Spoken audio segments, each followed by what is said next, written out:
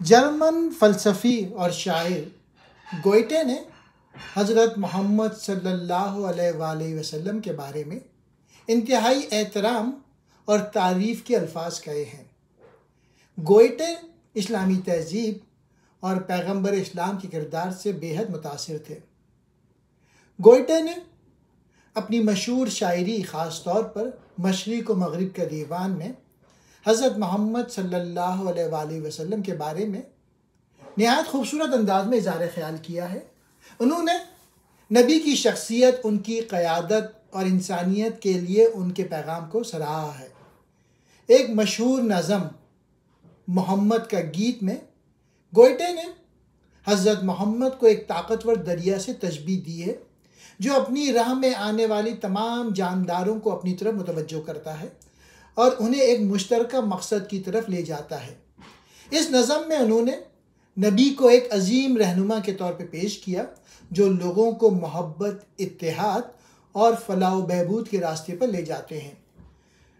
Goethe کے مطابق اگر اسلام کا مطلب خدا کے سامنے سر تسلیم خم کرنا ہے تو ہم سب اسلام میں جیتے ہیں اور مرتے ہیں۔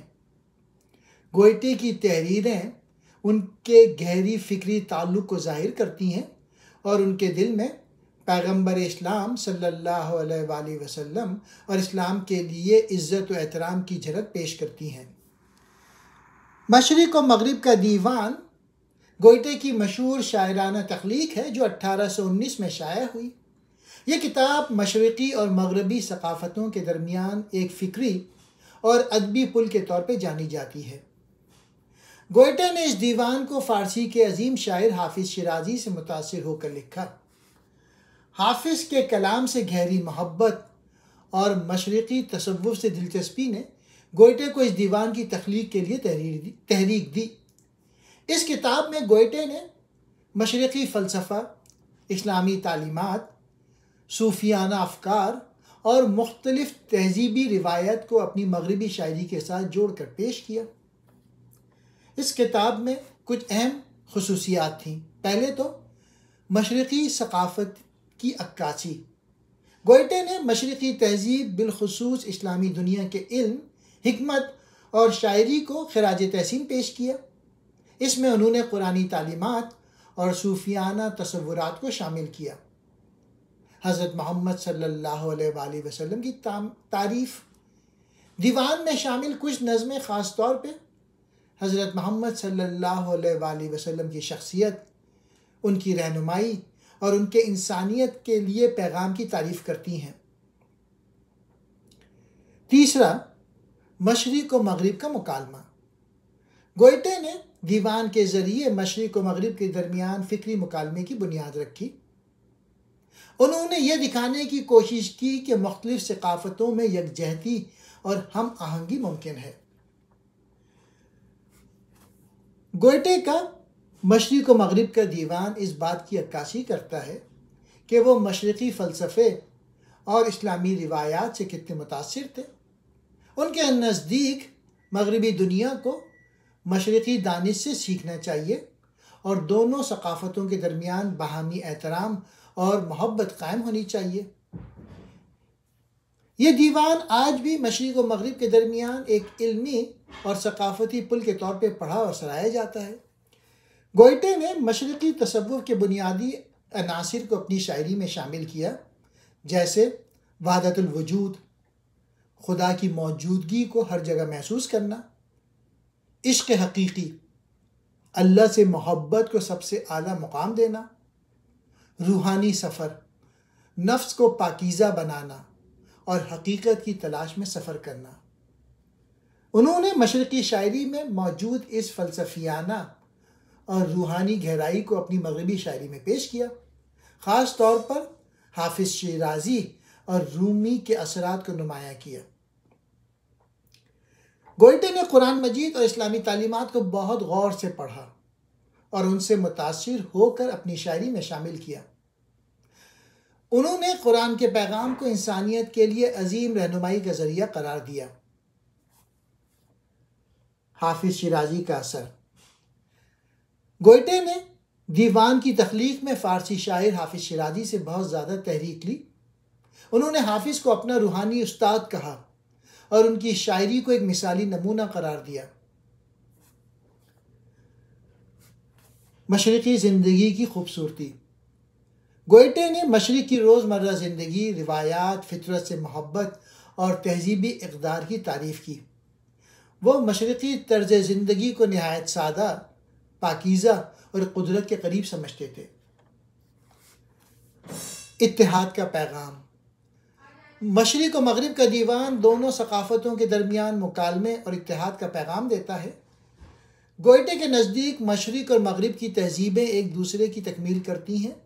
انہوں نے مشرقی حکمت اور مغربی عقل کے ملاپ کو انسانی ترقی کے لیے ضرور قرار دیا۔ نظم محمد کا گیت۔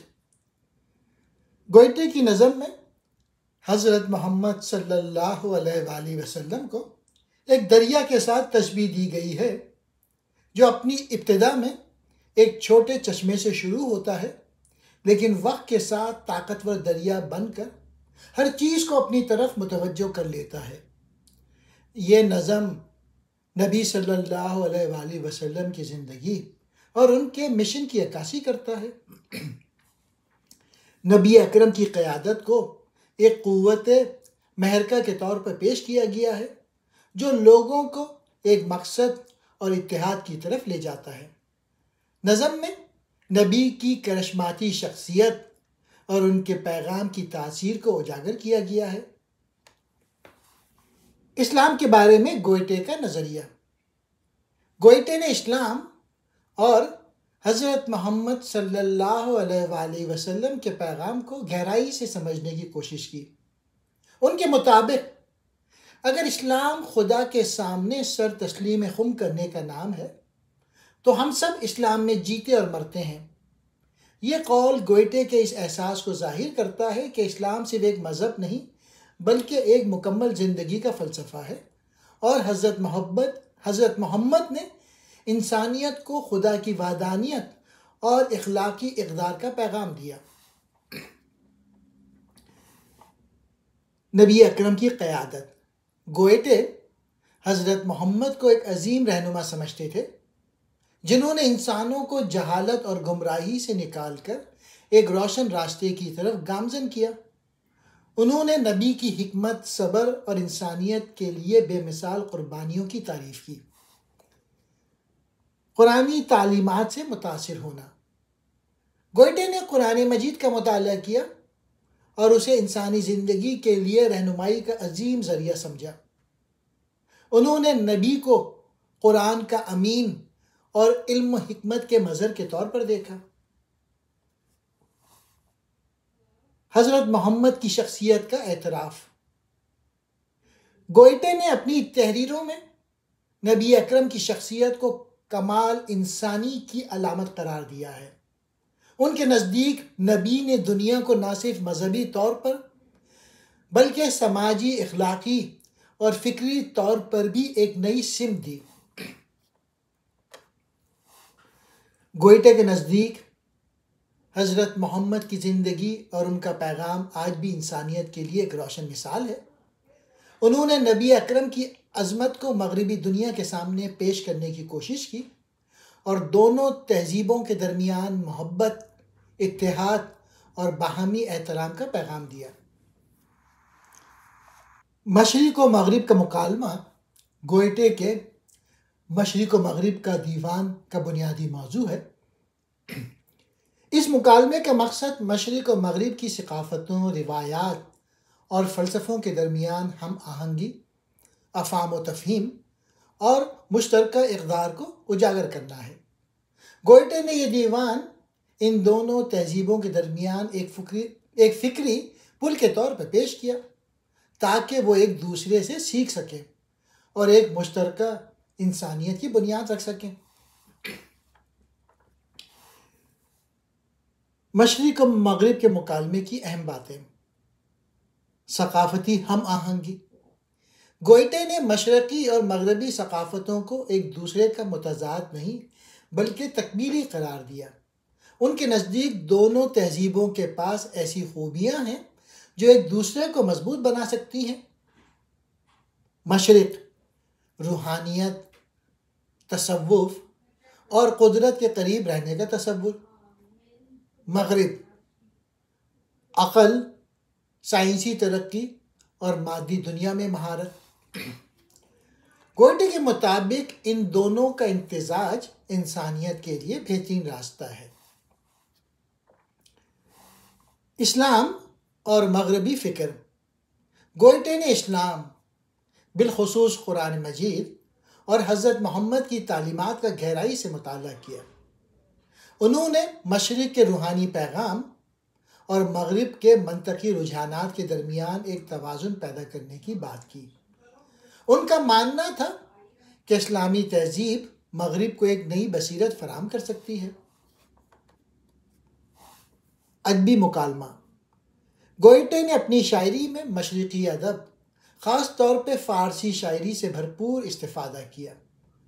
انہوں نے حافظ شیرازی کے کلام کو اپنا روحانی استاد کہا اور ان کی شاعری کو مغربی ادب کے لیے ایک نیا زاویہ دیا۔ اس طرح ان کی تخلیق مشرقی اور مغربی ادبی روایات کا ایک خوبصورت امتزاج بن گئی۔ اتحاد اور امن کا پیغام۔ گوئٹے کے نزدیک مشرق و مغرب کے درمیان مکالمہ ضروری ہے تاکہ تہذیبی اختلافات کے بجائے مشترکہ اقدار کو اجاگر کیا جا سکے۔ تعصبات اور غلط فہمیوں کو دور کر کے محبت اور بھائی چارے کو فروغ دیا جا سکے۔ مکالمے کی بنیاد انسانیت۔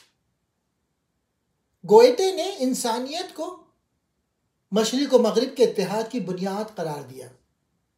ان کے نزدیک دونوں تہذیبوں کے پاس دنیا کو دینے کے لیے بہت کچھ ہے، اور اگر وہ اپنی خوبیاں بانٹیں تو ایک بہتر اور پرامن دنیا تشکیل پا سکتی ہے۔ گوئٹے کا نظریہ مکالمے کے بارے میں۔ گوئٹے نے مشرق و مغرب کے تعلقات کو نہ صرف تاریخی اور تہذیبی زاویے سے دیکھا بلکہ ایک اخلاقی اور روحانی مقصد کے طور پر بھی پیش کیا۔